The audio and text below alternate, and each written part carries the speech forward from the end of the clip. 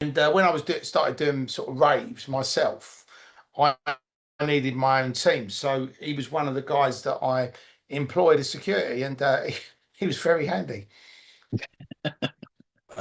Thing is about the Securitas Heist, which happened on February the 22nd.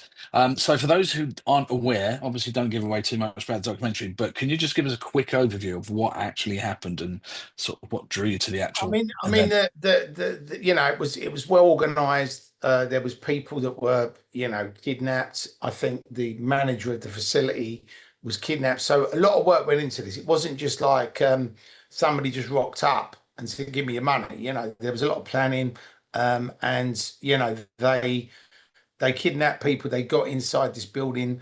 They worked out, the cameras. I mean, they must have had a lot of inside intel to know that that money was there. There's rumors that, there was more money there and they didn't have a big enough van to take it all.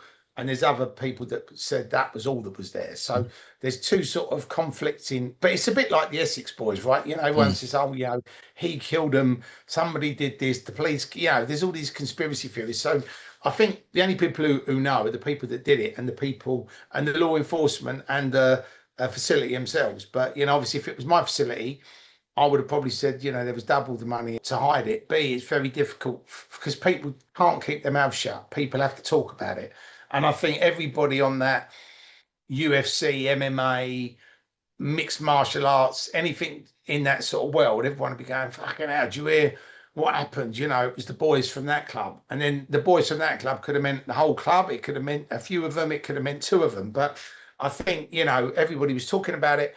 And I think, that was, it was massive news. I think every newspaper, front page, and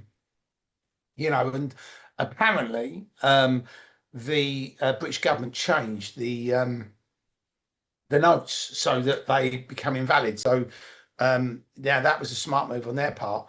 And maybe, but again, it's such a crazy amount of money. I mean, you'd have to be a criminal mastermind or no one to be able to say, I'm going to steal this money. You help me get rid of it, please. Do you know what I mean? It's not like you can go and spend it in the corner shop on sweets and cigarettes and bottles of cider.